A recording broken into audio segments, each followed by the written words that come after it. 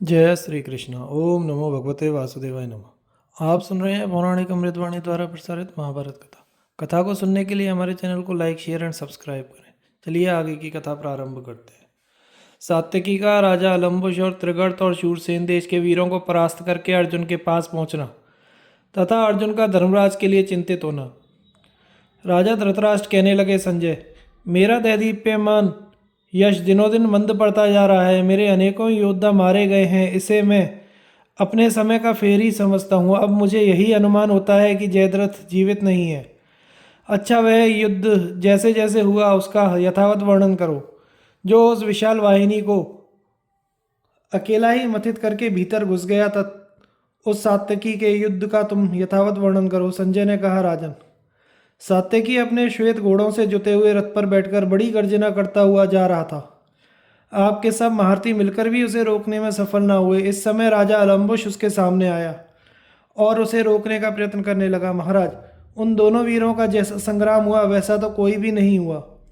इस समय दोनों ओर के योद्धा उन्हीं का युद्ध देखने लगे। अलम्बुश ने सात्यकी पर बड़े जोर से 10 बाणों का प्रहार किया, किंतु सात्यकी ने उन्हें बीच में ही काट डाला।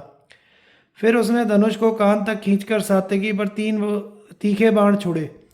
वे उसका कवच फाड़कर शरीर में घुस गए। फिर 4 बाणों से अलम्बुश ने उसके चारों घोड़ों को भी घायल कर दिया। तब सात्यकी ने 4 तेज बाणों से अलम्बुश के चारों घोड़ों को मार डाला तथा एक भल्ल से उसके सारथी का सिर काटकर अलम्बुश को के कुंडल मंडित मस्तक को भी धड़ से अलग कर दिया। इस प्रकार अलम्बुश का काम तमाम कर वह आपकी सेनाओं को चीरता हुआ अर्जुन की ओर बढ़ने लगा। उसने जैसे ही उस अपार सैन्य समुद्र में प्रवेश किया कि अनेकों त्रिगर्त वीर उस पर टूट पड़े और उसे चारों ओर से घेरकर बाणों की वर्षा करने लगे। किंतु सात्यकी ने भारी सेना में घुसकर अकेले ही 50 राजकुमारों को परास्त कर दिया। उस समय वह महान शूरवीर नृत्य सा कर रहा था। अकेला होने पर भी 100 रथियों के समान कभी पूर्व, कभी पश्चिम, कभी उत्तर, कभी दक्षिण दिशा में दिखाई देने लगता था। उसका यह अद्भुत पराक्रम देखकर त्रिगर्त वीर तो घबरा कर भाग गए। अब शूरसेन देश के योद्धा बाणों की वर्षा करके उसे आगे बढ़ने से रोकने लगे। उनसे कुछ देर मुकाबला करके वह कलिंग देशीय वीरों से भिड़ गया। फिर उस दुस्तर कलिंग सेना को पार करके वह अर्जुन के पास पहुंचा। जिस प्रकार जल में तैरने वाले मनुष्य स्थल पर पहुंचकर सुस्ताने लगता है, उसी प्रकार अर्जुन को देखकर पुरुष सिंह सात्यकी को बड़ी शांति मिली। उसे आते देख श्री कृष्ण ने अर्जुन से कहा, अर्जुन, देखो, तुम्हारे पीछे सात्यकी आ रहा है। यह महापराक्रमी वीर तुम्हारा शिष्य और सखा है। इसने सब योद्धाओं को तिनके के समान समझकर परास्त कर दिया है। यह तुम्हें प्राणों से भी प्यारा है। इस समय यह कौरव योद्धाओं का भयंकर संहार करके यहाँ पहुंचा है। इसने अपने बाणों से द्रोणाचार्य और भोजवंशी कृतवर्मा को नीचा दिखा दिया है तथा तुम्हें देखने के लिए अनेकों अच्छे अच्छे योद्धाओं को मारकर यहाँ आया है। इसे धर्मराज ने तुम्हारी सुध लेने भेजा है। इसी से यह अपने बाहुबल से शत्रु की सेना को विदीर्ण करके यहाँ पहुंचा है। तब अर्जुन ने कुछ उदास होकर कहा, महाबाहु, सात्यकी मेरे पास आ रहा है, इससे मुझे प्रसन्नता नहीं है। अब मुझे यह निश्चय नहीं है कि इसके यहाँ चले आने पर धर्मराज जीवित भी होंगे या नहीं। इसे तो उन्हीं की रक्षा करनी चाहिए थी। इस समय यह उन्हें छोड़कर यहाँ क्यों आ रहा है? अब धर्मराज द्रोण के लिए खुली स्थिति में है और इधर जयद्रथ का भी वध नहीं हुआ है। इस पर भी यह भूरिश्रवा सात्यकी की ओर जा रहा है। अब सूर्य ढल चुका है और मुझे जयद्रथ का वध अवश्य करना है। इधर सात्यकी थका हुआ है तथा इसके सारथी और घोड़े भी शिथिल हो चुके हैं, किंतु भूरिश्रवा को अभी कोई थकान नहीं है। इसके अनेकों सहायक भी मौजूद हैं। ऐसी स्थिति में क्या यह भूरिश्रवा के साथ भिड़कर कुशल से रह सकेगा? धर्मराज ने द्रोण की ओर से निर्भय होकर इसे मेरे पास भेज दिया, यह मैं उनकी भूल ही समझता हूँ। वे निरंतर उन्हें पकड़ने की ताक में रहते हैं, सो इस समय महाराज कुशल से होंगे। सात्यकी और भूरिश्रवा का भीषण युद्ध तथा सात्यकी द्वारा भूरिश्रवा का वध। संजय कहते हैं, राजन, रण दुर्मत सात्यकी को आते देख भूरिश्रवा क्रोध में भरकर उसकी ओर दौड़ा तथा उससे कहने लगा, आहा, आज इस संग्राम भूमि में मेरी बहुत दिनों की इच्छा पूरी हुई। अब यदि तुम मैदान छोड़कर ना भागे तो जीवित नहीं बच सकोगे। इस पर सात्यकी ने हंसकर कहा, कुरुपुत्र, मुझे युद्ध में तुमसे तनिक भी भय नहीं है। केवल बातें बनाकर कोई मुझे डरा नहीं सकता, इसलिए व्यर्थ बकवास से क्या लाभ। जरा काम करके दिखाओ वीरवर, तुम्हारी गर्जना सुनकर तो मुझे हंसी आती है। मेरा मन तो तुम्हारे साथ दो हाथ करने को बहुत ही उतावला हो रहा है। आज तुम्हें मारे बिना मैं युद्ध के मैदान से पीछे नहीं हटूंगा। इस प्रकार एक दूसरे को खरी खोटी सुनाकर वे दोनों वीर क्रोध में भरकर युद्ध करने लगे। भूरिश्रवा ने सात्विकी को अपने बाणों से आच्छादित करके उसका काम तमाम करने के विचार से पहले उसे 10 बाणों से घायल किया, फिर अनेकों तीखे तीरों की झड़ी लगा दी, किंतु सात्विकी ने अपने अस्त्र कौशल से उन्हें बीच में ही काट डाला। इसके बाद वे आपस में तरह तरह के शस्त्रों की वर्षा करने लगे। दोनों ही ने दोनों घोड़ों को मार डाला और धनुषों को काट दिया। इस प्रकार दोनों रथहीन हो गए तथा ढाल तलवार लेकर आपस में पैतरे बदलने लगे। वे यशस्वी वीर भ्रांत उद्भ्रांत आविद आप्लुसृत संपत और समुदीर्ण आदि अनेकों प्रकार की गतियां दिखाते मौका पाकर एक दूसरे पर तलवारों के वार करने लगे। दोनों ही अपनी शिक्षा, फुर्ती, सफाई और कुशलता का परिचय देकर एक दूसरे को नीचा दिखाना चाहते थे। अंत में दोनों ने ही तलवारों की चोटों से एक दूसरे की ढालें काट डाली। फिर आपस में बाहु युद्ध करने लगे। दोनों ही मल्ल युद्ध में निष्णात थे। उनकी छाती चौड़ी और भुजाएं लंबी थीं, अतः वे अपने लोहदंड के समान सुदृढ़ भुजाओं से आपस में गुथ गए। मल्ल युद्ध में दोनों की ही शिक्षा ऊंचे दर्जे की थी। दोनों ही खूब बल संपन्न थे, इसलिए उनके खम ठोंकने, लपेट लगाने और हाथ पकड़ने के कौशल को देखकर योद्धाओं को बड़ी प्रसन्नता होती थी। उस समय संग्राम भूमि में भिड़े हुए उन दोनों वीरों का वज्र और पर्वत की टकराहट के समान बड़ा घोर शब्द हो रहा था। उन्होंने भुजाओं को लपेटकर सिर अड़ाकर, पैर खींचकर, तोमर, अंकुश और लासन नामक पेंच दिखाकर, पेट में घुटना टेक कर, पृथ्वी पर घुमाकर, आगे पीछे हटकर, धक्का देकर, गिराकर और ऊपर उछलकर खूब ही युद्ध किया। मल्ल युद्ध के जो 32 दांव हैं उन सभी को दिखाते हुए उन्होंने डटकर कुश्ती की। अंत में सिंह जैसे हाथी को खदेड़ता है, उसी प्रकार क्रूरश्रेष्ठ भूरिश्रवा ने सात्विकी को पृथ्वी पर घसीटते हुए एकदम उठाकर पटक दिया। फिर छाती में लात मारकर उसके बाल पकड़ लिए और म्यान में से तलवार निकाल ली। अब वह सात्विकी के कुंडल मंडित मस्तक को काटने की तैयारी में था तथा सात्विकी भी उसके पंजे से छूटने के लिए कुम्हार जैसे डंडे से चाक घुमाता है, उसी प्रकार केशों को पकड़ने वाले भूरिश्रवा के हाथों के सहित अपने मस्तक को घुमा रहा था कि इसी समय श्री कृष्ण ने अर्जुन से कहा, महाबाहो देखो, तुम्हारा शिष्य सात्विकी भूरिश्रवा के चंगुल में फंस गया है। वह धनुर्विद्या में तुमसे कम नहीं है। आज यदि भूरिश्रवा सत्य पराक्रमी सात्विकी से बढ़ जाता है तो उसका विक्रम अयार्थी माना जाएगा। श्री कृष्ण के ऐसा कहने पर महाबाहु अर्जुन मन ही मन भूरिश्रवा के पराक्रम की प्रशंसा करने लगे और फिर वसुदेव नंदन से कहा, माधव, इस समय मेरी दृष्टि जयद्रथ पर लगी हुई है, इसलिए मैं सात्विकी को नहीं देख रहा हूँ। तो भी इस यदुश्रेष्ठ की रक्षा के लिए मैं एक दुष्कर कर्म करता हूँ।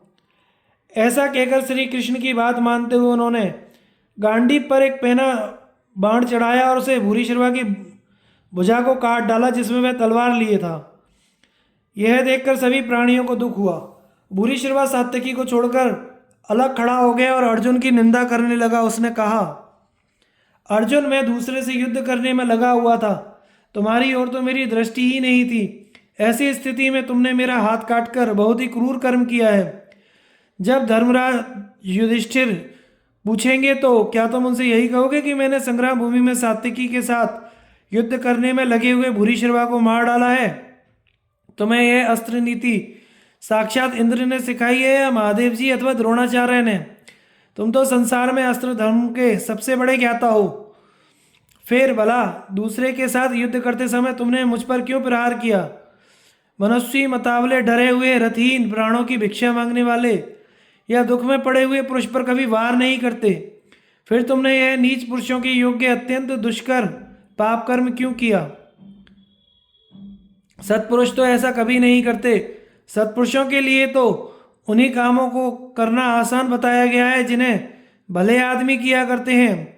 उनसे दुष्टों द्वारा किया जाने वाला काम तो कठिन ही है। मनुष्य जहाँ जहाँ जिन जिन लोगों की संगति में बैठता है उस पर उन्हीं का रंग बहुत जल्दी चढ़ जाता है। यही बात तुम में भी देखी जाती है। तुम राजवंश और विशेषतः कुरुकुल में उत्पन्न हुए हो, साथ ही सदाचारी भी हो। फिर भी इस समय क्षात्र धर्म से कैसे टिक गए? अवश्य ही तुमने यह काम श्री कृष्ण की सम्मति से किया होगा, सो तुम्हें ऐसा करना उचित नहीं था। अर्जुन ने कहा, राजन, सचमुच बूढ़े होने के साथ मनुष्य की बुद्धि भी बुढ़िया जाती है। इसी से आपने ये बिना सर पैर की बातें कही हैं। आप श्री कृष्ण को अच्छी तरह जानते हैं, फिर भी उनकी और मेरी निंदा कर रहे हैं। आप युद्ध धर्म को जानने वाले समस्त शास्त्रों के मर्मज्ञ हैं। मैं भी कोई अधर्म नहीं कर सकता, यह बात जानकर भी आप ऐसी बहकी बहकी बातें क्यों कर रहे हैं? क्षत्रिय लोग अपने भाई, पिता, पुत्र, संबंधी एवं बंधु बांधवों के सहित ही शत्रुओं के साथ संग्राम किया करते हैं। ऐसी स्थिति में मैं अपने शिष्य और संबंधी सात्विकी की रक्षा क्यों ना करता? यह तो मेरे दाएं हाथ के समान है और अपने प्राणों की परवाह ना करके हमारे लिए जूझ रहा है। संग्राम भूमि में केवल अपनी ही रक्षा नहीं करनी चाहिए, बल्कि जिसके लिए जो लड़ रहा है उसे उसकी रक्षा का ध्यान भी अवश्य रखना चाहिए। उसकी रक्षा होने से संग्राम में राजा की ही रक्षा होती है। यदि मैं संग्राम भूमि में सात्यकी को अपने सामने मरते देखता तो मुझे पाप लगता, इसी से मैंने उसकी रक्षा की है। आप जो ये कहकर मेरी निंदा करते हैं कि मैं दूसरे के साथ युद्ध में लगे होने पर आपको धोखा दिया है, सो यह आपका बुद्धि भ्रम ही है। जिस समय अपने और पराये पक्ष के सब योद्धा लड़ रहे थे और आप सात्यकी से भिड़ गए, उसी समय तो मैंने यह काम किया है। भला इस सैन्य समुद्र में एक योद्धा का एक ही के साथ संग्राम होना कैसे संभव है? आपको तो अपनी ही निंदा करनी चाहिए, क्योंकि जब आप अपनी ही रक्षा नहीं कर सकते तो अपने आश्रितों की कैसे करेंगे? अर्जुन के ऐसा कहने पर भूरिश्रवा ने सात्यकी को छोड़कर मरण पर्यंत उपवास करने का नियम ले लिया। उसने बाएं हाथ से बाण बिछाकर ब्रह्मलोक में जाने की इच्छा से प्राणों को वायु में, नेत्रों को सूर्य में और मन को स्वच्छ जल में होम कर दिया तथा महोपनिषद संज्ञक ब्रह्म का ध्यान करते हुए योग युक्त होकर उन्होंने मुनिव्रत धारण कर लिया। इस समय सेना के सब लोग श्री कृष्ण और अर्जुन की निंदा करने लगे, किंतु उन्होंने बदले में कोई कड़वी बात नहीं कही। तथापि अर्जुन को उनकी और भूरिश्रवा की बातें सहन नहीं हुई। उन्होंने किसी प्रकार क्रोध प्रकट न करते हुए कहा, मेरे इस व्रत को यहाँ सभी राजा लोग जानते हैं कि यदि कोई हमारे पक्ष का मनुष्य मेरे बाण की पहुँच के अंदर होगा तो कोई पुरुष उसे मार नहीं सकेगा। भूरिश्रवा जी, मेरे इस नियम पर विचार करके आपको मेरी निंदा नहीं करनी चाहिए। धर्म का मर्म बिना समझे किसी दूसरे की निंदा करना अच्छी बात नहीं है। मैंने आपकी सशस्त्र भुजा को काटकर कोई अधर्म नहीं किया है। बालक अभिमन्यु के पास तो कोई भी हथियार नहीं था और उसके रथ और कवच भी टूट चुके थे, फिर भी आप लोगों ने उसे मिलकर मार डाला। इस कर्म को कौन धर्मात्मा पुरुष अच्छा कहेगा? अर्जुन की यह बात सुनकर भूरिश्रवा ने अपना सर पृथ्वी से लगाया और मुख नीचा किए चुपचाप बैठा रहा। तब अर्जुन ने कहा, मेरा जो प्रेम धर्मराज महाबली भीमसेन, नकुल, सहदेव के प्रति है वही आप में भी है। मैं और महात्मा कृष्ण आपको आज्ञा देते हैं कि आप उशीनर के पुत्र शिवी के समान पुण्य लोकों को प्राप्त हों। श्री कृष्ण ने कहा, राजन, तुम निरंतर अग्निहोत्र करने वाले हो। जो लोग सर्वदा प्रकाशमान हैं तथा ब्रह्मादि देवगण भी जिनके लिए लालायित रहते हैं, उनमें तुम ही मेरे समान गरुड़ पर चढ़कर जाओ। इसी समय सात्यकी उठा और उसने निर्दोष भूरिश्रवा का असर काटने के लिए तलवार उठाई। उसे श्री कृष्ण, अर्जुन, भीमसेन, युधामन्यु, उत्तमौजा, अश्वत्थामा, कृपाचार्य, कर्ण, वृषसेन, जयद्रथ सभी ने रोका, किंतु सबके चिल्लाते रहने पर भी उसने अंशन व्रतधारी भूरिश्रवा का मस्तक काट डाला। फिर उसने अपनी निंदा करने वाले कौरवों को ललकार कर कहा, अरे धर्मिष्ठता का ढोंग रचाने वाले पापियों, तुम जो धर्म की दुहाई देकर मुझसे यह कह रहे हो कि मुझे भूरिश्रवा को नहीं मारना चाहिए, सो जिस समय तुम लोगों ने सुभद्रा के पुत्र शस्त्रहीन बालक अभिमन्यु की हत्या की थी, उस समय तुम्हारा धर्म कहाँ चला गया था? मेरी तो यही प्रतिज्ञा है कि यदि कोई पुरुष संग्राम में मेरा तिरस्कार करके मुझे जमीन पर घसीटकर जीवित अवस्था में ही लात मारेगा, फिर वह मुनिव्रत धारण करके ही क्यों न बैठ जाए, उसे मैं अवश्य मार डालूंगा। राजन सात्यकी के ऐसा कहने पर फिर कौरवों में से किसी ने कुछ नहीं कहा, परंतु मुनियों के समान वनवासी यशस्वी भूरिश्रवा का इस प्रकार वध करना किसी को अच्छा नहीं लगा। भूरिश्रवा ने अपने जीवन में सहस्त्रों का दान किया था। उसका कई बार मंत्रपूत जल से अभिषेक हुआ था। अतः वह देह त्याग कर अपने परम पुण्य के तेज से संपूर्ण पृथ्वी और आकाश को आलोकित करता हुआ ऊर्ध्वलोकों में चला गया। अर्जुन का अनेकों महारथियों से भीषण संग्राम तथा जयद्रथ का सिर काटना। राजा धृतराष्ट्र ने पूछा, संजय, भूरिश्रवा के मारे जाने पर फिर जिस प्रकार आगे युद्ध हुआ वह मुझे सुनाओ। संजय ने कहा, महाराज, भूरिश्रवा के परलोक को प्रस्थान करने पर महाबाहु अर्जुन ने श्री कृष्ण से कहा, माधव, अब जिधर राजा जयद्रथ है उधर ही घोड़ों को बढ़ाइए। आज जयद्रथ के आगे 3 गतियां हैं। यदि वह युद्ध में लड़ते लड़ते मारा गया तो तत्काल स्वर्ग को प्राप्त करेगा।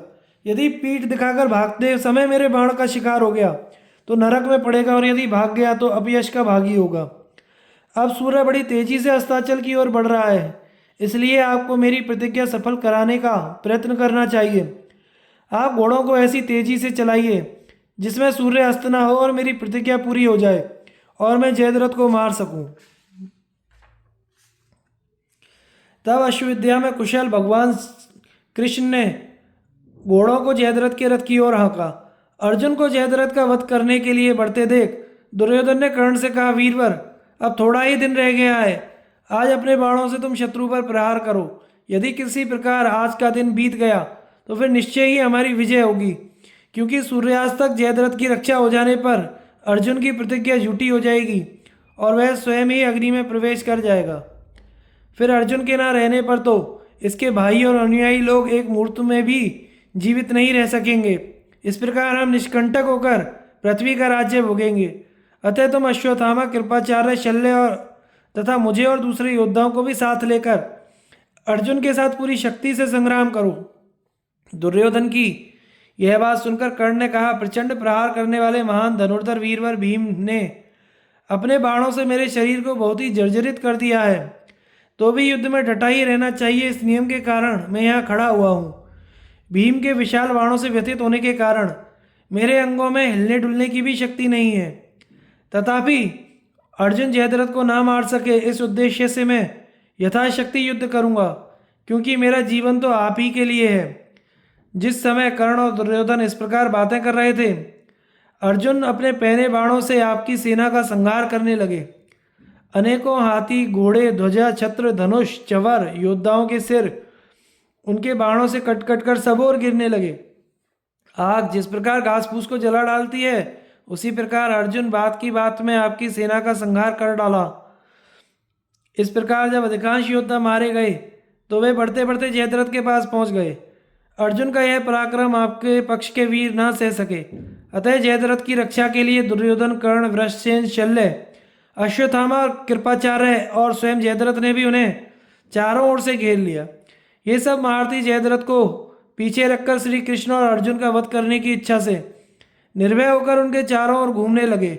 सूर्य लाल हो चुका था। वे सब उसके छिपने की बाट जो रहे थे और अर्जुन पर सैकड़ों तीखे तीरों की वर्षा करते जाते थे, किंतु रणोन्मत्त अर्जुन उनके बाणों के 2-2, 3-3 और 8-8 टुकड़े करके उन सभी रथियों को बींध डालते थे।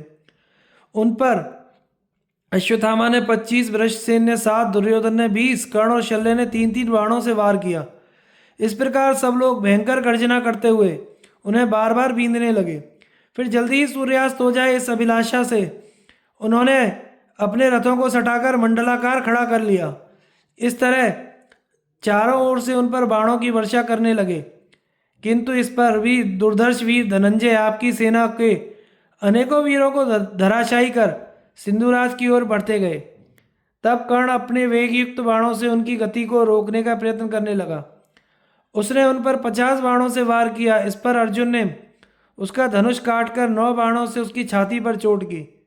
प्रतापी कर्ण ने तुरंत दूसरा धनुष उठाया और 8000 बाण छोड़कर एकदम अर्जुन को ढक दिया। अर्जुन ने भी हाथ की सफाई दिखाते हुए सब योद्धाओं के देखते ही देखते उसे बाणों से आच्छादित कर दिया। इस प्रकार बाणों के समूह में छिप जाने पर भी वे एक दूसरे पर प्रहार करते रहे। इस समय वे बड़ी ही फुर्ती और सफाई से युद्ध कर रहे थे तथा वहां खड़े हुए सभी योद्धा उनके इस अद्भुत पराक्रम को देख रहे थे। इतने में ही अर्जुन ने धनुष को कान तक खींचकर 4 बाणों से कर्ण के घोड़ों को मार डाला। एक बल्ल से सारथी को रथ के नीचे गिरा दिया। कर्ण को रथहीन देखकर अश्वत्थामा ने उसे अपने रथ पर चढ़ा लिया और फिर अर्जुन से भिड़ गया। इसी समय शल्य ने 30 बाणों से अर्जुन पर वार किया।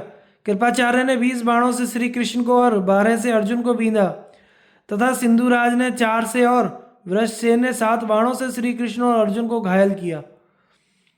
इसी प्रकार अर्जुन ने 64 बाणों से अश्वत्थामा पर, 100 से शल्य पर, 10 से जयद्रथ पर, 3 से वृषसेन पर और 20 से कृपाचार्य पर चोट की। फिर ये सब महारथी अर्जुन की प्रतिज्ञा भंग करने के विचार से एक साथ मिलकर उन पर टूट पड़े। उन्होंने भारी भारी गदाओं, लोहे के परिगों, शक्तियों और भी तरह तरह के शस्त्रों से उन पर एक साथ चोट की। किंतु अर्जुन इस प्रकार आक्रमण करती हुई इस कौरव सेना को देखकर हंसे और आपके अनेकों वीरों को विध्वंस करते हुए आगे बढ़ने लगे। राजन, जिस समय अर्जुन अपने धनुष की डोरी खींचते थे उस समय उससे इंद्र के वज्र की सी भयानक ध्वनि होती थी। उसे सुनकर आपकी सेना पागलों के समान चक्कर में पड़ जाती थी। वे इतनी फुर्ती से बाण छोड़ते कि हमें यही नहीं जान पड़ता था कि वे कब बाण लेते हैं, कब उसे धनुष पर चढ़ाते हैं, कब धनुष की डोरी खींचते हैं, कब उसे छोड़ते हैं। अब उन्होंने कुपित होकर दुर्जय इंद्रास्त्र का प्रयोग किया। उससे सैकड़ों हजारों दिव्य बाण प्रकट हो गए। कौरवों ने भी शस्त्रों की वर्षा से आकाश में अंधकार सा कर दिया। उसे अपने दिव्यास्त्रों के मंत्रों से अभिमंत्रित बाणों द्वारा अर्जुन ने नष्ट कर दिया।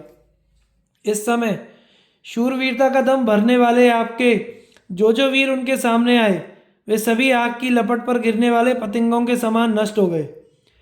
इस प्रकार अनेकों शूरवीरों के जीवन और सुयश को नष्ट करते हुए वे युद्ध स्थल में मूर्तिमान मृत्यु के समान विचर रहे थे।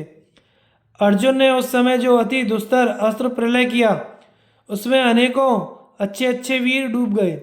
सिर कटे हुए शरीर, बाहुहीन पिंडों, हस्तहीन भुजाओं, बिना अंगुलियों के हाथों, सूंड कटे हुए हाथियों, दंतहीन मातंगों, घायल ग्रीवा वाले घोड़ों, टूटे फूटे रथों तथा जिनकी आंतें, पैर या दूसरे जोड़ कट गए हैं, ऐसे निश्चेष्ट और तड़पते हुए सैकड़ों हजारों वीरों के कारण वह विशाल युद्ध भूमि भीरू पुरुषों के लिए अत्यंत भयावह हो रही थी।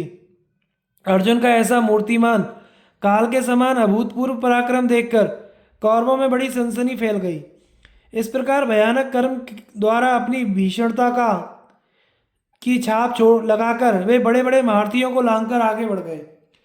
अर्जुन को जयद्रथ की ओर बढ़ते देख कौरव योद्धा उसके जीवन से निराश होकर संग्राम भूमि से लौटने लगे। इस समय आपके पक्ष का जो वीर अर्जुन के सामने आता उसी के शरीर पर उनका प्राणांतक बाण गिरता। महारथी अर्जुन ने आपकी सारी सेना को कबंधों से व्याप्त कर दिया। इस प्रकार आपकी चतुरंगिणी सेना को व्याकुल करके वे जयद्रथ के सामने आए। उन्होंने अश्वत्थामा को 50, वृषसेन को 3, कृपाचार्य को 9, शल्य को 16, कर्ण को 32 और जयद्रथ को 64 बाणों से बींधकर बड़ा सिंहनाद किया। जयद्रथ से अर्जुन के बाण न सहे गए। वह अंकुश खाए हुए हाथी के समान अत्यंत क्रोध में भर गया।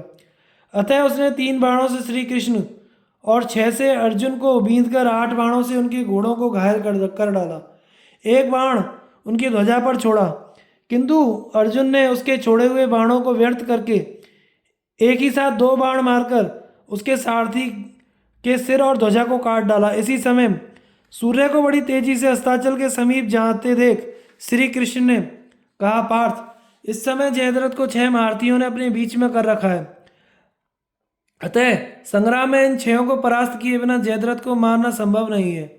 इसलिए इस समय मैं सूर्य को छिपाने के लिए एक ऐसा उपाय करूंगा जिससे जयद्रथ को साफ साफ यही मालूम होगा कि सूर्य अस्त हो गया है। इससे वह हर्षित होकर तुम्हें मारने के लिए बाहर निकल आवेगा और अपनी रक्षा के लिए किसी प्रकार का प्रयत्न नहीं करेगा। उस अवसर पर तुम उस पर प्रहार करना। सूर्य अस्त हो गया है यह समझकर उपेक्षा मत करना। इस पर अर्जुन ने कहा, आप जैसा कहते हैं वही किया जाएगा। तब योगीश्वर श्री कृष्ण ने योग युक्त होकर सूर्य को ढकने के लिए अंधकार उत्पन्न कर दिया। अंधकार फैलते ही आपके योद्धा यह समझकर कि सूर्य अस्त हो गया है अर्जुन के नाश की संभावना से बड़ी खुशी में भर गए। खुशी के मारे उन्हें सूर्य की ओर देखने का भी ध्यान नहीं रहा। इसी समय राजा जयद्रथ सिर ऊंचा करके सूर्य की ओर देखने लगा तथा श्री कृष्ण ने अर्जुन से कहा, देखो वीर, सिंधुराज तुम्हारा भय छोड़कर सूर्य की ओर देख रहा है। इस दुष्ट को मारने का यही सबसे अच्छा अवसर है। फौरन इसका सिर उड़ाकर अपनी प्रतिज्ञा पूरी करो। श्री कृष्ण की यह बात सुनकर प्रतापी पांडुनंदन अपने प्रचंड बाणों से आपकी सेना का संहार करने लगे। उन्होंने कर्ण और वृषसेन के धनुष को काटकर एक भल्ल से शल्य के सारथी को रथ से नीचे गिरा दिया तथा कृप और अश्वत्थामा दोनों ही मामा भांजों को बहुत घायल कर डाला। इस प्रकार आपके सब महारथियों को अर्जुन ने अत्यंत व्याकुल कर दिव्यास्त्रों से अभिमंत्रित और गंध और पुष्पादि से पूजित इंद्र के वज्र के समान एक प्रचंड बाण निकाला। उसे विधिवत वज्रास्त्र से अभिमंत्रित कर बड़ी फुर्ती से गांडीव पर चढ़ाया। इस समय श्री कृष्ण ने जल्दी से संकेत करते हुए फिर कहा, धनंजय, सूर्य अस्ताचल पर पहुंचने ही वाला है। दुष्ट जयद्रथ का सर फौरन काट डालो। देखो, इसके वध के विषय में मैं तुम्हें एक बात सुनाता हूँ। इसका पिता जगत प्रसिद्ध राजा बृहद्रथ था। उसे आयु का बहुत अधिक भाग बीत जाने पर यह पुत्र प्राप्त हुआ था। इस विषय में राजा बृहद्रथ को यह आकाशवाणी हुई कि राजन, आपका यह पुत्र कुल, शील और दम आदि में सूर्य और चंद्रवंशियों के समान होगा। इस क्षत्रिय प्रवर का लोक में शूरवीर लोग सदा सर्वदा सत्कार करेंगे, किंतु संग्राम में युद्ध करते समय एक क्षत्रिय श्रेष्ठ अचानक इसका सर काट डालेगा। यह सुनकर सिंधुराज बृहद्रथ बहुत देर तक सोचता रहा। फिर उसने पुत्र स्नेह के वशीभूत होकर अपने जाति बंधुओं से कहा, जो पुरुष मेरे पुत्र का सिर पृथ्वी पर गिरावेगा उसके मस्तक के भी अवश्य ही 100 टुकड़े हो जाएंगे। ऐसा कहकर वह जयद्रथ का राज्याभिषेक करके वन को चला गया और बड़ी उग्र तपस्या करने लगा। इस समय वह समंत पंचक क्षेत्र के बाहर बड़ी घोर तपस्या कर रहा है, इसलिए तुम दिव्यास्त्र से इसका सिर काटकर वृद्ध क्षत्र की गोद में गिरा दो। यदि तुमने इसे पृथ्वी पर गिराया तो निस्संदेह तुम्हारे सिर के भी 100 टुकड़े हो जाएंगे। श्री कृष्ण की यह बात सुनकर अर्जुन ने वह वज्र तुल्य बाण छोड़ दिया। वह सिंधुराज के मस्तक को काटकर उसे बाज की तरह ले आकाश में उड़ा और समंत पंचक क्षेत्र के बाहर ले गया। इस समय आपके समधी राजा बृहद्रथ संध्योपासन कर रहे थे। उस बाण ने वह सिर उनकी गोद में डाल दिया और उन्हें इसका पता तक ना चला। जब बृहद्रथ जब करके उठे तो वह सिर उनकी गोद से पृथ्वी पर गिर गया और उसके गिरते ही उनके सिर के भी 100 टुकड़े हो गए। राजन, इस प्रकार अर्जुन ने जयद्रथ को मार डाला तो श्री कृष्ण ने वह अंधकार दूर कर दिया। अब आपके पुत्रों को मालूम हुआ कि यह सब तो श्री कृष्ण की रची हुई माया ही थी। इस प्रकार अर्जुन ने 8 अक्षौहिणी सेना का संहार करके आपके दामाद जयद्रथ का वध किया। जयद्रथ को मरा देखकर आपके पुत्र दुख से आंसू बहाने लगे और अपनी विजय के विषय में निराश हो गए। इधर राजा जयद्रथ का वध होने के कारण श्री कृष्ण, अर्जुन, भीमसेन, सात्यकी, युधामन्यु और उत्तमौजा ने अपने अपने शंख बजाए। उस महान शंखनाद को सुनकर धर्मपुत्र युधिष्ठिर को निश्चय हो गया कि अर्जुन ने सिंधुराज को मार डाला है। तब उन्होंने बाजे बजवाकर अपने योद्धाओं को हर्षित किया तथा संग्राम में द्रोणाचार्य से युद्ध करने के लिए उन पर आक्रमण कर दिया। अब सूर्यास्त के बाद सोमकों के साथ आचार्य का बड़ा रोमांचकारी युद्ध होने लगा। वे सब द्रोण के प्राणों के ग्राहक होकर उनके साथ लड़ने लगे। इधर वीरवर अर्जुन भी अपनी प्रतिज्ञा पूरी करके सब ओर से आपके योद्धाओं का संहार करने लगे।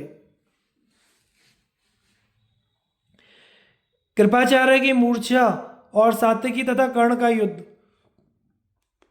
धृतराष्ट्र ने पूछा, संजय, जब अर्जुन ने जयद्रथ को मार डाला उस समय मेरे पक्ष वाले योद्धाओं ने क्या किया? संजय ने कहा, भारत, सिंधुराज को युद्ध में अर्जुन के हाथ से मारा गया देखकर कृपाचार्य ने क्रोध में भरकर उन पर बड़ी भारी बाण वर्षा की। दूसरी ओर अश्वत्थामा ने भी आक्रमण किया। फिर दोनों ओर से अर्जुन पर तीखे बाणों की वर्षा करने लगे। इससे अर्जुन को बड़ी व्यथा हुई। कृपाचार्य गुरु थे, अश्वत्थामा गुरुपुत्र, अतः अर्जुन उन दोनों के प्राण नहीं लेना चाहते थे, इसलिए वे धीरे धीरे उन पर बाण छोड़ रहे थे। तो भी इनके छोड़े हुए बाण उन्हें विशेष चोट पहुंचाते थे।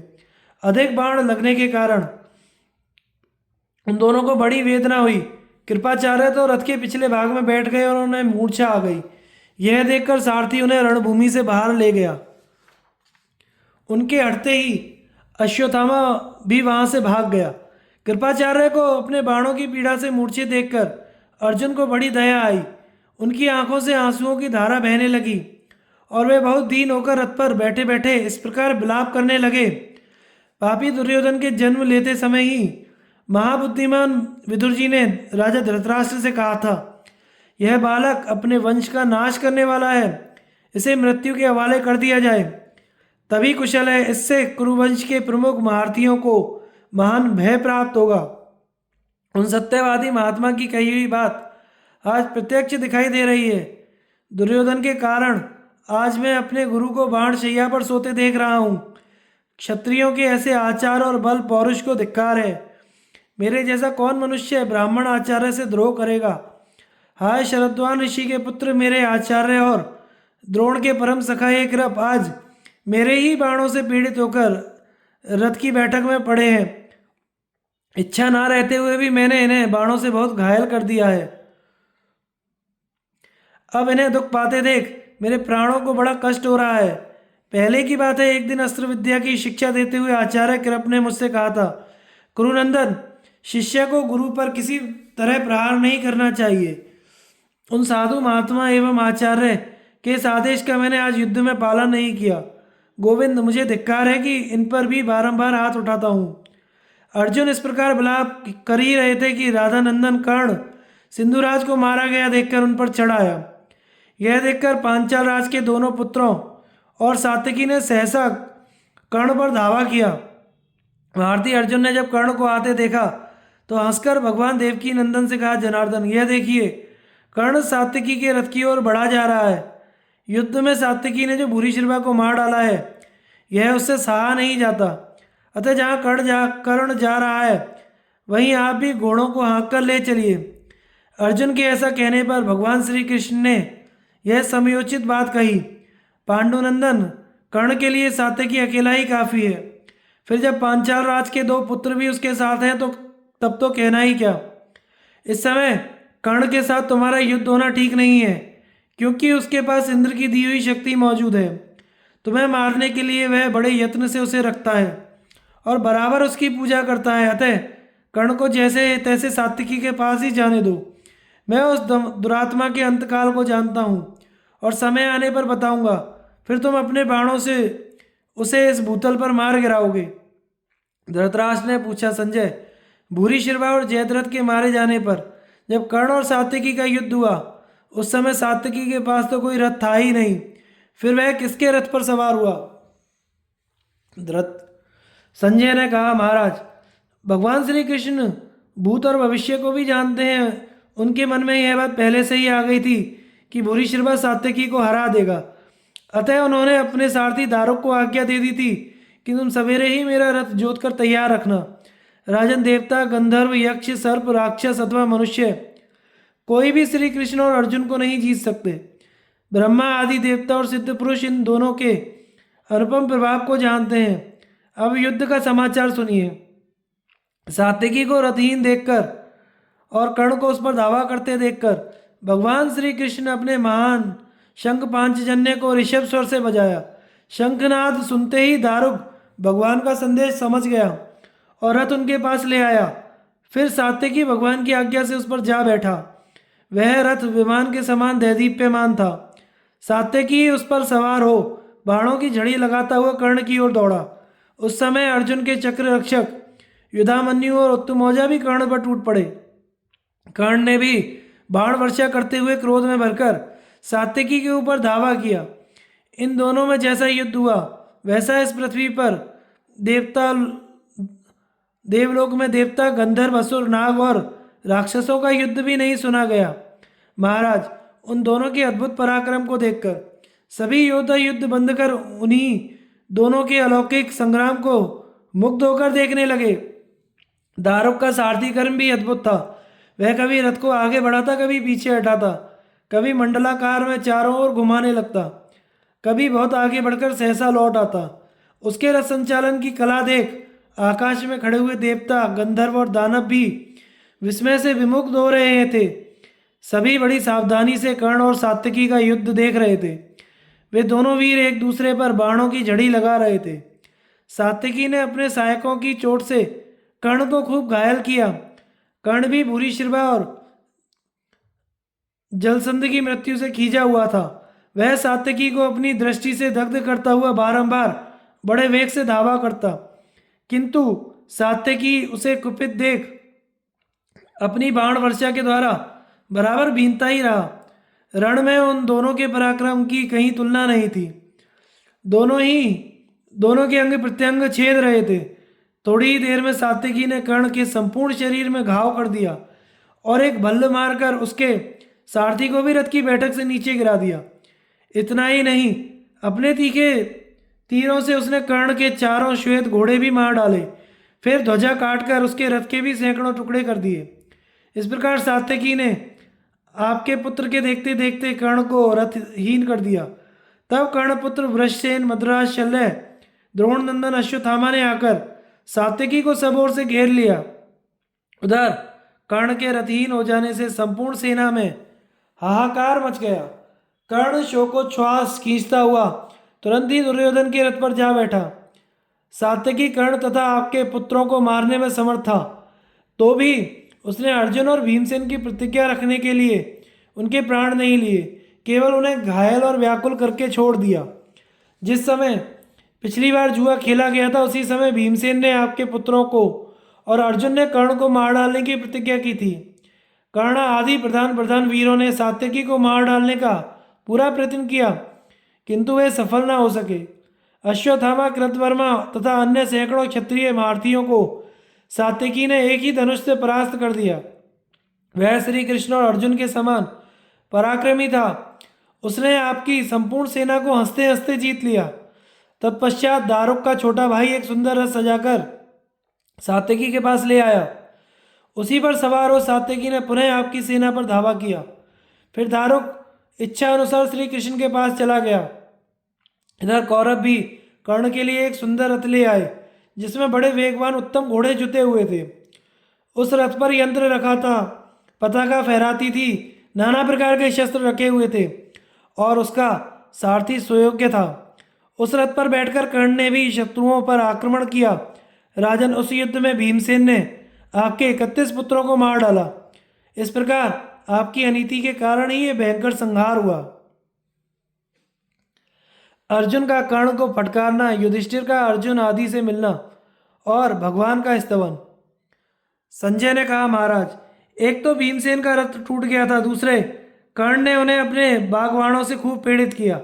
इससे वे क्रोध के वशीभूत होकर अर्जुन से बोले, धनंजय, सुनते हो ना, तुम्हारे सामने ही कर्ण मुझसे कहता है, अरे नपुंसक, मूढ़, पेटू, गंवार, बालक और कायर, तू लड़ना छोड़ दे।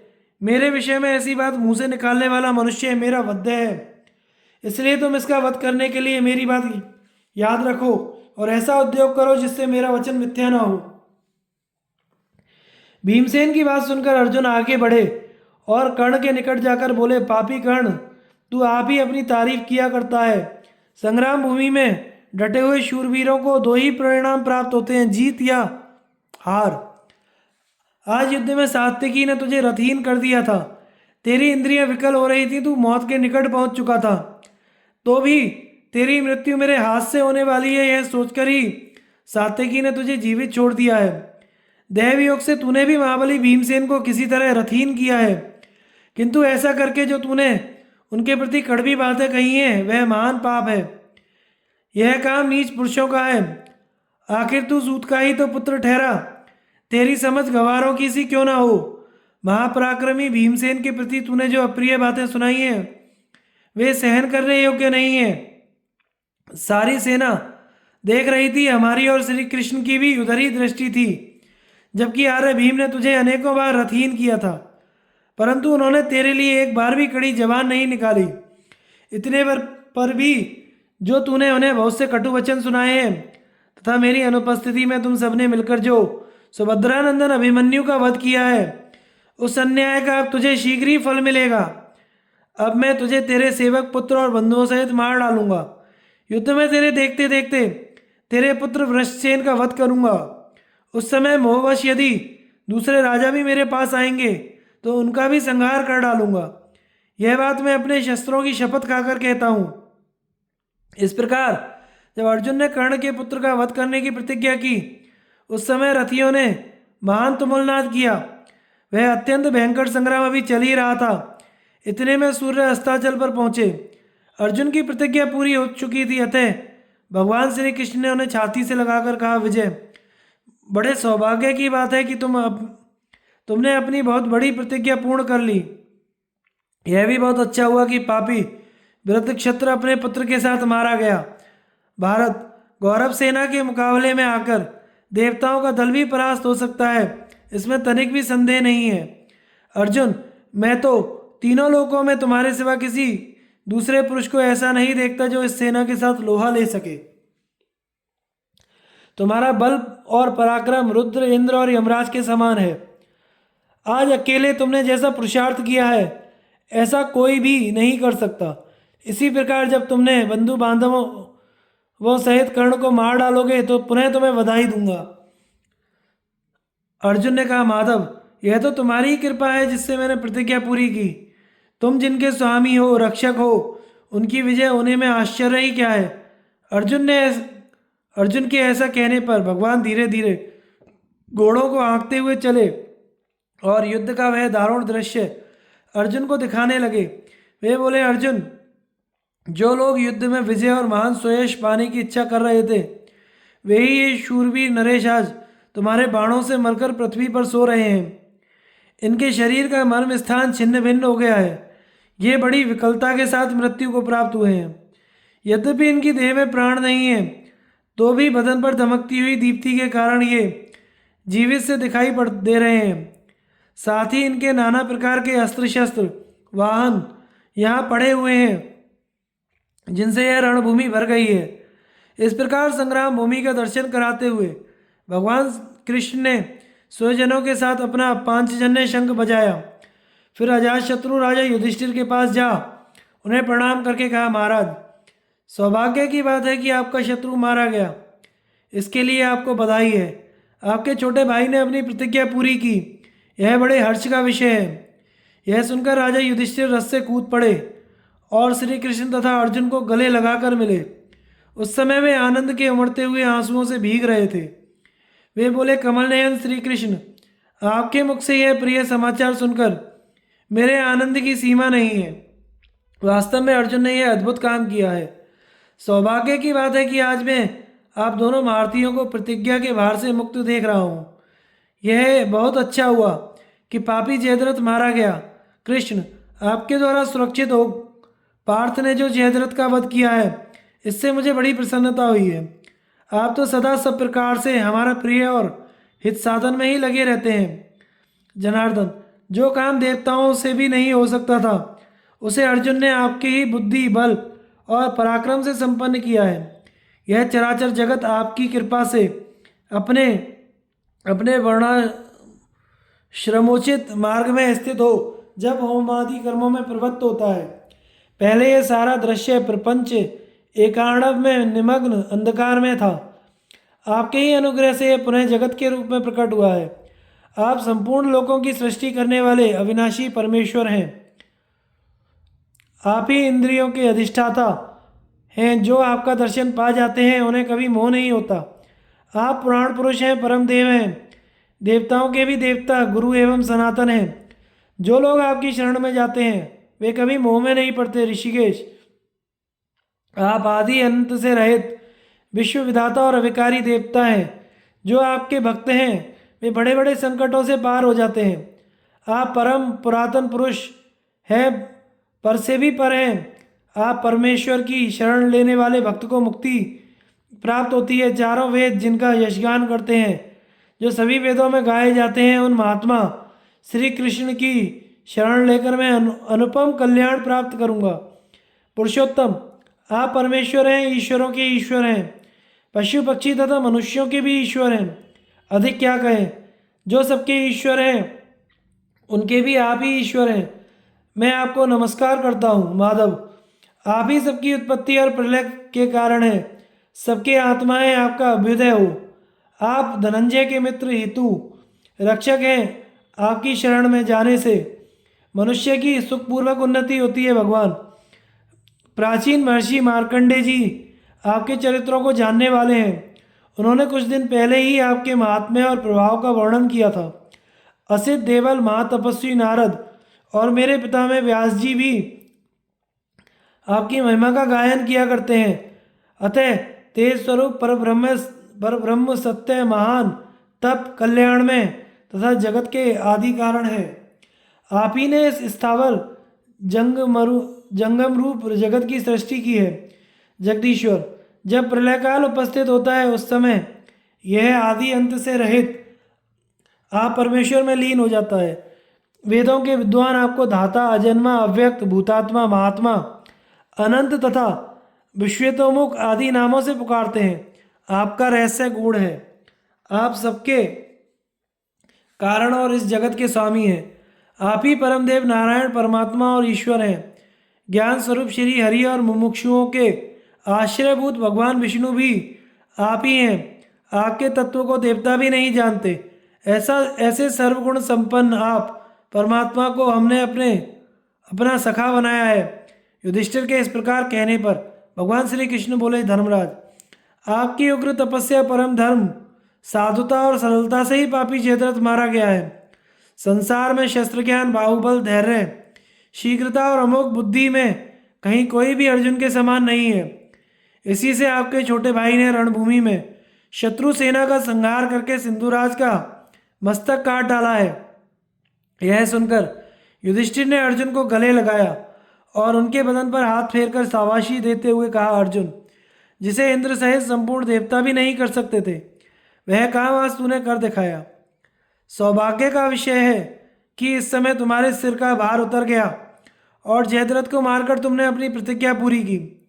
तदनंतर शूरवीर भीमसेन और सात्यकी ने भी धर्मराज को प्रणाम किया। उनके साथ पांचाल देशीय राजकुमार भी थे। उन दोनों वीरों को हाथ जोड़कर खड़े हुए देखकर युधिष्ठिर ने उनका अभिनंदन किया। वे बोले, आज बड़े आनंद की बात है कि तुम दोनों को मैं इस सैन्य रूपी सागर से मुक्त देख रहा हूँ। तुम दोनों युद्ध में विजयी हुए। तुम्हारे मुकाबले में आकर द्रोणाचार्य, कृतवर्मा परास्त हो गए। अनेकों प्रकार के शस्त्रों से तुमने कर्ण को हराया, राजा शल्य को भी मार भगाया। अब तुम्हें सकुशल देखकर मुझे बड़ी प्रसन्नता हो रही है। तुम लोग मेरी आज्ञा का पालन करते हो और मेरे प्रति गौरव के बंधन में बंधे रहते हो। संग्राम में तुम्हारी कभी हार नहीं होती। तुम दोनों बिल्कुल मेरे कहने के अनुरूप हो। सौभाग्य से आज ही तुम्हें जीते जागते देख रहा हूँ। भीमसेन और सात्यकी से ऐसा कहकर धर्मराज ने उन्हें फिर गले लगाया और आनंद के आंसू बहाने लगे। राजन, उस समय पांडवों की संपूर्ण सेना आनंदमग्न हो गई। फिर उसने बड़े उत्साह के साथ युद्ध में मन लगाया। दुर्योधन और द्रोणाचार्य की अमर्षपूर्ण बातचीत तथा कर्ण दुर्योधन संवाद। संजय कहते हैं, राजन, जयद्रथ के मारे जाने पर आपका पुत्र दुर्योधन आंसू बहाने लगा। उसकी दशा बड़ी दयनीय हो गई। अब शत्रुओं पर विजय पाने का उसका सारा उत्साह जाता रहा। अर्जुन, भीमसेन और सात्यकी ने कौरव सेना का बड़ा भारी संहार कर डाला है, यह देखकर उसका चेहरा उदास हो गया। आंखें भर आई, वह सोचने लगा, इस पृथ्वी पर अर्जुन के समान कोई योद्धा नहीं है। जब अर्जुन को क्रोध चढ़ाता है उस समय द्रोणाचार्य, कर्ण, अश्वत्थामा और कृपाचार्य भी नहीं ठहर पाते। आज के युद्ध में उन्होंने हमारे सभी महारथियों को हराकर सिंधुराज का वध किया, किंतु कोई भी उन्हें रोक ना सका। हाय, हमारी इतनी बड़ी सेना को पांडवों ने हर तरह से नष्ट कर डाला। जिसके भरोसे हमने युद्ध के लिए अस्त्र शस्त्रों की तैयारी की, जिसके पराक्रम का आश्रय ले संधि प्रस्ताव करने वाले श्री कृष्ण को तिनके के समान समझा, उस कर्ण को भी अर्जुन ने युद्ध में परास्त कर दिया।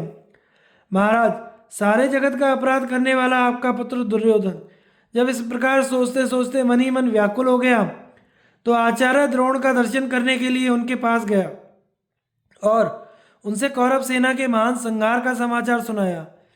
उसने यह भी बताया कि शत्रु विजयी हो रहे हैं और कौरव आपत्ति के समुद्र में डूब रहे हैं। फिर कहने लगा आचार्य, अर्जुन ने हमारी 7 अक्षौहिणी सेना का नाश करके आपके शिष्य जयद्रथ का भी वध कर डाला। ओ जिन्होंने हमें विजय दिलाने की इच्छा से अपने प्राण त्याग कर यमलोक की राह ली, उन उपकारी सुहृदों का ऋण हम कैसे चुका सकेंगे। जो भूपाल हमारे लिए भूमि को जीतने की इच्छा करते थे, वे स्वयं भूमंडल का ऐश्वर्य त्याग कर भूमि पर सो रहे हैं। इस प्रकार स्वार्थ के लिए मित्रों का संहार करके अब मैं 1000 बार अश्वमेघ यज्ञ करूं तो भी अपने को पवित्र नहीं कर सकता। मैं आचार भ्रष्ट एवं पतित हूँ। अपने सगे संबंधियों से मैंने द्रोह किया है। अहो राजाओं के समाज में मेरे लिए पृथ्वी फट क्यों नहीं गई, जिससे मैं उसी में समा जाता। मेरे पितामह लहूलुहान होकर बाणशैया पर पड़े हैं। वे युद्ध में मारे गए, पर मैं उनकी रक्षा ना कर सका। कंबोज राज अलम्बुश तथा अन्य अन्य सुहृदों को मरा देखकर भी अब जीवित रहने से मुझे क्या लाभ। शस्त्रधारियों में श्रेष्ठ आचार्य मैं अपने यज्ञ यागादि आदि तथा कुआं बावली बनवाने आदि शुभ कर्मों की, पराक्रम की तथा पुत्रों की शपथ खाकर आपके सामने सच्ची प्रतिज्ञा करता हूँ। अब मैं पांडवों के साथ संपूर्ण पांचाल राजाओं को मारकर ही शांति पाऊंगा, अथवा जो लोग मेरे लिए युद्ध करते करते अर्जुन के हाथ से अपने प्राण खो चुके हैं उनके ही लोक में चला जाऊंगा। इस समय मेरे सहायक भी मेरी मदद करना नहीं चाहते। औरों की तो बात जाने दीजिए, स्वयं आप हम लोगों की उपेक्षा करते हैं। अर्जुन आपका प्रिय शिष्य है ना, इसीलिए ऐसा हुआ है। इस समय तो मैं केवल कर्ण को ही ऐसा देखता हूँ जो सच्चे दिल से मेरी विजय चाहता है। जो मूर्ख मित्र को ठीक ठीक पहचाने बिना ही उसे मित्र के काम पर लगा देता है, उसका वह काम चौपट ही होता है। जयद्रथ, भूरिश्रवा, अमीषा, शिवी और वसाती आदि नरेश मेरे लिए युद्ध में मारे गए। उनके बिना अब मुझे इस जीवन से कोई लाभ नहीं है। अतः मैं भी वहीं जाता हूँ जहाँ वे पुरुष श्रेष्ठ पधारे हैं। आप तो केवल पांडवों के आचार्य हैं। अब हमें जाने की आज्ञा दीजिए राजन। आपके पुत्र की कही हुई बातें सुनकर आचार्य द्रोण मन ही मन बहुत दुखी हुए। वे थोड़ी देर तक चुपचाप सोचते रहे, फिर अत्यंत व्यथित होकर बोले, दुर्योधन तू क्यों इस प्रकार अपने बागबाणों से मुझे छेद रहा है।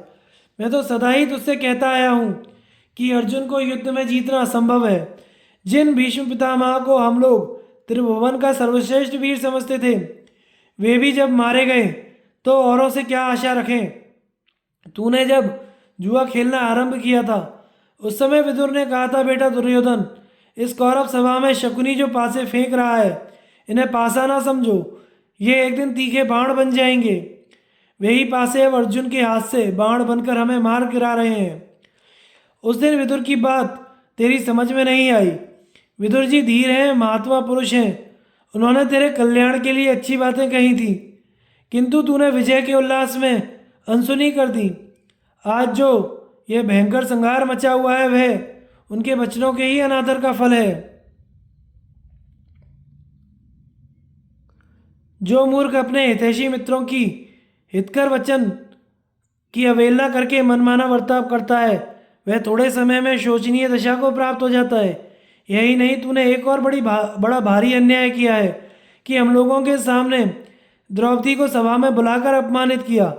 वह उच्च कुल में उत्पन्न हुई है, सब प्रकार के धर्मों का पालन करती है, वह इस अपमान के योग्य नहीं थी। गांधारी नंदन, उस पाप का ही यह महान फल प्राप्त हुआ है। यदि यहाँ यह फल नहीं मिलता तो परलोक में तुझे इससे भी अधिक दंड भोगना पड़ता। पांडव मेरे पुत्र के समान हैं, वे सदा धर्म का आचरण करते रहते हैं। मेरे सिवा कौन मनुष्य है जो ब्राह्मण कहलाकर भी उनसे द्रोह करे। दुर्योधन तू तो नहीं मर गया था, कर्ण, कृपाचार्य, शल्य, अश्वत्थामा ये सब तो जीवित थे, फिर सिंधुराज की मृत्यु क्यों हुई। तुम सबने मिलकर उसे क्यों नहीं बचा लिया।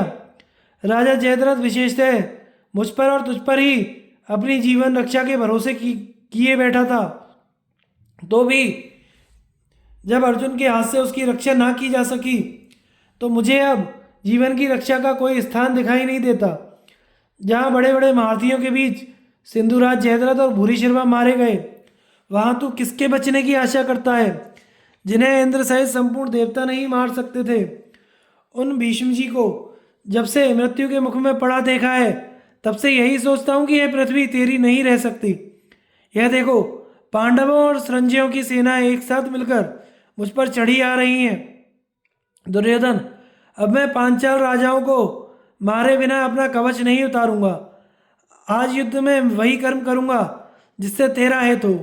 मेरे पुत्र अश्वत्थामा से जाकर कहना कि वह युद्ध में अपने जीवन की रक्षा करते हुए जैसे भी हो सोमकों का संहार करे, उन्हें जीवित ना छोड़े, दया, दम, सत्य और सरलता आदि सद्गुणों में स्थित रहे, धर्म प्रधान कर्मों का ही बारंबार अनुष्ठान करे, ब्राह्मणों को संतुष्ट रखे, अपनी शक्ति के अनुसार उनका सत्कार करे, अपमान कभी ना करे, क्योंकि वे अग्नि के लपट के समान तेजस्वी होते हैं। राजन, अब मैं महासंग्राम के लिए शत्रु सेना में प्रवेश करता हूँ। तुझ में शक्ति हो तो सेना की रक्षा करना, क्योंकि क्रोध में भरे हुए कौरव और संजयों का आज रात्रि में भी युद्ध होगा। ऐसा कहकर आचार्य द्रोण पांडव तथा संजयों से युद्ध करने के लिए चल दिए। आचार्य की प्रेरणा पाकर दुर्योधन भी युद्ध करने का निश्चय कर बैठा। उसने कर्ण से कहा, देखो, श्री कृष्ण की सहायता से अर्जुन ने द्रोणाचार्य का व्यू भेद कर सब योद्धाओं के सामने ही सिंधुराज का वध कर दिया। मेरी अधिकांश सेना अर्जुन के हाथों से नष्ट हो गई, अब थोड़ी सी ही बची है। यदि इस युद्ध में आचार्य द्रोण अर्जुन को रोकने की पूरी कोशिश करते तो वे लाख प्रयत्न करने पर भी उस दुर्भेद्य व्यू को नहीं तोड़ सकते थे, किंतु वे द्रोण के परम प्रिय हैं। तभी तो आचार्य ने जयद्रथ को अवधान देकर भी अर्जुन को व्यू में घुसने का मार्ग दे दिया। यदि उन्होंने पहले ही सिंधुराज को घर जाने की आज्ञा दे दी होती तो अवश्य ही मनुष्यों का इतना बड़ा संहार नहीं होता। मित्र जयद्रथ अपनी जीवन रक्षा के लिए घर जाने को तैयार था, किंतु मुझ अधम ने ही द्रोण से अभय पाकर उसे रोक लिया। आज के युद्ध में चित्रसेन आदि मेरे भाई भी हम लोगों के देखते देखते भीमसेन के हाथों से मारे गए। कर्ण ने कहा, भाई तुम आचार्य की निंदा ना करो, वे तो अपने बल, शक्ति, उत्साह के अनुसार प्राणों की परवाह ना करके युद्ध करते ही हैं। अर्जुन द्रोण का उल्लंघन करके सेना में घुस गए थे, इसलिए इसमें उनका कोई दोष नहीं देखता। मैं भी उस समय रणांगन में तुम्हारे साथ बहुत प्रयत्न किया, तथापि सिंधुराज मारा गया, इसलिए इसमें प्रारब्ध को ही प्रधान समझो। मनुष्य को उद्योगशील होकर सदा निशंक भाव से अपने कर्तव्य का पालन करना चाहिए। सिद्धि तो देव के ही अधीन है। हम लोगों ने कपट करके पांडवों को छला, उन्हें मारने को विष दिया, लाक्षा गृह में जलाया, जुए में हराया, राजनीति का सहारा लेकर उन्हें वन भी भेजा। इस प्रकार प्रयत्न करके हमने उनके प्रतिकूल जो कुछ किया उसे प्रारब्ध ने व्यर्थ कर दिया। फिर भी देव को निरर्थक समझकर तुम प्रयत्न पूर्वक युद्ध ही करते रहो। राजन, इस प्रकार कर्ण और दुर्योधन बहुत सी बातें कर रहे थे। इतने में ही रणभूमि में उन्हें पांडवों की सेना दिखाई दी। फिर तो आपके पुत्रों का शत्रुओं के साथ घमासान युद्ध छिड़ गया। युधिष्ठिर के द्वारा दुर्योधन की पराजय, द्रोण के हाथ से शिवी का वध तथा भीम के द्वारा कलिंग, ध्रुव, जयरा, दुर्मर्द और दुष्कर्ण का वध। संजय कहते हैं, महाराज, पांचाल और कौरव वीरों में परस्पर युद्ध होने लगा। सभी योद्धा एक दूसरे को बाण, तोमर शक्तियों से बींधकर यमलोक भेजने लगे। थोड़ी ही देर में युद्ध का रूप बड़ा भयंकर हो गया। रक्त की नदी बह चली। उस समय आपके धनुर्धर पुत्र दुर्योधन के तीखे बाणों की मार खाकर पांचाल वीर इधर उधर भागने लगे। उसके सहायकों से पीड़ित हो पांडव सैनिक धराशायी होने लगे। उस समय आपके पुत्र ने जैसा पराक्रम किया वैसा कौरव पक्ष के किसी भी दूसरे वीर ने नहीं किया। दुर्योधन द्वारा पांडव सेना को नष्ट होते देख पांचाल वीर भीमसेन को आगे करके उस पर टूट पड़े। उसने भीमसेन को 10, नकुल सहदेव को 3-3, विराट और द्रुपद को 6-6, शिखंडी को 100, धृष्टद्युम्न को 70, युधिष्ठिर को 7, केके तथा चेदी देश के योद्धाओं को अनेकों तीखे बाणों से बीन डाला। फिर सात्यकी को 5, द्रौपदी के पुत्रों को 3-3 और घटोत्कच को बहुत से बाणों से बींधकर सिंहनाद किया। इसके अलावा भी सैकड़ों योद्धाओं और उनके हाथियों को काट कर गिराया। तब पांडव सेना रणभूमि से भागने लगी।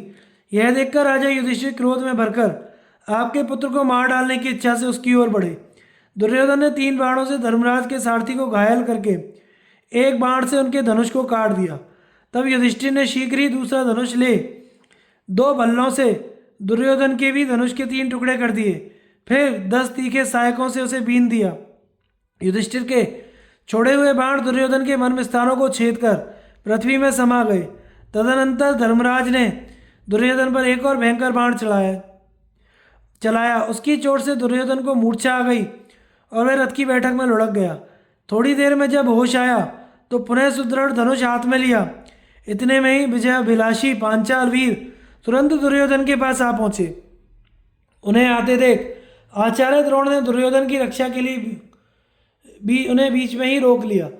फिर तो आपकी और शत्रुओं की सेनाओं में महान संग्राम होने लगा।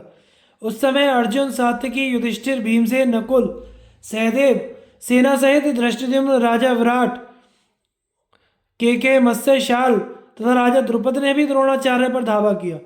द्रौपदी के 5 पुत्र राक्षस घटोत्कच भी अपनी सेना के साथ उन्हीं की ओर बढ़े। प्रहार करने में कुशल 6000 पांचालों तथा प्रभद्रकों ने भी शिखंडी को आगे रखकर द्रोण पर आक्रमण किया। इस प्रकार पांडव पक्ष के दूसरे महारथी भी एक ही साथ आचार्य द्रोण की ओर लौट पड़े। जिस समय वे शूरवीर युद्ध के लिए पहुंचे, भयंकर रात आरंभ हो गई। उस समय द्रोणाचार्य और संजयों में अत्यंत भयानक युद्ध होने लगा। सारे संसार में अंधकार छा जाने के कारण कुछ दिखाई नहीं देता था। अपने पराये की पहचान नहीं हो पाती थी। उस प्रदोष काल में सब लोग उन्मत्त से हो रहे थे। रणभूमि की धूल रक्त की धारा में सनकर बैठ गई। रात्रि काल के उस घोर युद्ध में पांडव और संजय क्रोध में भरकर एक साथ ही आचार्य द्रोण पर टूट पड़े।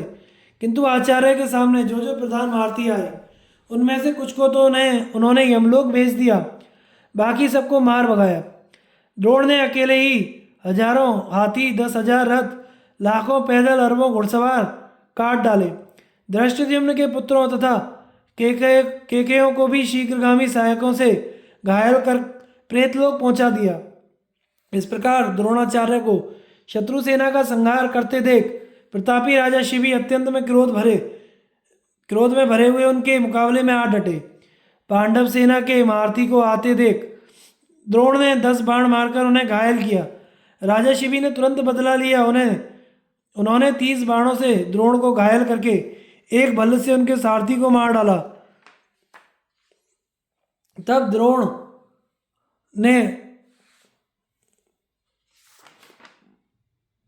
द्रोण ने उनके घोड़ों और सारथी को मार डाला तथा शिवी के मुकुट मंडित सिर को भी धड़ से अलग कर दिया। इतने में ही दुर्योधन ने द्रोण के लिए तुरंत दूसरा सारथी भेजा। उसने आकर जब घोड़ों की बागडोर हाथ में ली तो द्रोण ने पुनः शत्रुओं पर धावा किया। इधर कलिंग राज का पुत्र अपनी सेना के साथ भीमसेन पर टूट पड़ा। भीमसेन ने पहले उसके पिता कलिंग राज को मार डाला था। इससे उनके ऊपर उस राजकुमार का क्रोध बहुत बढ़ा हुआ था। उसने भीमसेन को पहले 5 बाणों से घायल करके फिर 7 बाणों से बीन डाला। इसके बाद उनके सारथी विशोक को भी 3 बाण मारकर एक बाण से उनके रथ की ध्वजा काट डाली। तब तो भीमसेन के क्रोध की सीमा न रही। वे अपने रथ से कूदकर उसी के रथ पर चढ़ गए और उस क्रोध में भरे हुए कलिंग वीर को बड़े जोर से मुक्का मारा। पांडुनंदन भीम अत्यंत बली थे। उनके मुक्के की चोट से उसकी हड्डी हड्डी छितरा गई। उसकी वह दुर्गति कर्ण तथा उसके भाइयों से नहीं सही गई। उन्होंने जहरीले सांप की तरह तीखे बाणों से भीमसेन को बींधना आरंभ कर दिया। तब भीमसेन उसके रथ को छोड़कर ध्रुव के रथ पर चढ़ गए। ध्रुव भी निरंतर उनकी ओर बाण चला रहा था। महाबली भीम ने उसको भी मुक्के से मार डाला। फिर वे जयरात के रथ पर चढ़े और सिंहनाद करके उसे बाएं हाथ से एक चांटा लगाया। इस प्रकार कर्ण के सामने ही उन्होंने उसे भी मार डाला। तब कर्ण ने भीमसेन पर एक सुवर्णमयी शक्ति का प्रहार किया, किंतु भीमसेन ने हंसते हंसते उसे हाथ में पकड़ लिया और फिर उसी को कर्ण पर दे मारा। कर्ण की ओर आती हुई उस शक्ति को शकुनी ने बाण से काट गिराया। इस प्रकार अद्भुत पराक्रमी भीम ने युद्ध में महान पुरुषार्थ करके अपने रथ पर आरूढ़ हो आपकी सेना पर धावा किया। क्रोध में भरे हुए यमराज की भांति भीम को आते देख आपके पुत्रों ने बाण मारकर आगे बढ़ने से रोक दिया और बाण वर्षा से उन्हें आच्छादित कर दिया। यह देख भीम ने अपने बाणों से दुर्मर्द के सारथी और घोड़ों को यमलोक पहुंचा दिया। दुर्मर्द दुष्कर्ण के रथ पर जा चढ़ा। अब एक ही रथ पर बैठे दोनों भाइयों ने भीम पर धावा किया, उन्हें तीखे बाणों से बींधने लगे। तब भीमसेन ने कर्ण, अश्वत्थामा, दुर्योधन, कृपाचार्य, सोमदत्त, बालिक के देखते देखते दुर्मर्द और दुष्कर्ण के रथ को लाश से मारकर पृथ्वी में धंसा दिया। फिर आपके दोनों पुत्रों को मुक्के से मार मारकर कचूमर निकाल डाला। बड़े जोर से गर्जना की। उस समय कौरव सेना में हाहाकार मच गया। भीम की ओर देखकर राजा लोग कहते थे, ये भीम नहीं, भीम के रूप में साक्षात भगवान रुद्र है जो कौरवों से युद्ध कर रहे हैं। महाराज, यूँ कहकर सब राजा भागने लगे। सबके होश उड़ गए थे। वे अपनी सवारियों को तेजी से भगाए लिए जाते थे। उस समय दो आदमी एक साथ नहीं दौड़ते थे, सब अकेले ही भाग रहे थे। इस तरह उस प्रदोष काल में भीम ने कौरव सेना का भली भांति संहार किया। इससे नकुल, सहदेव, द्रुपद, विराट, केकय और राजा युधिष्ठिर को बड़ी प्रसन्नता हुई। वे भीमसेन की प्रशंसा करने लगे।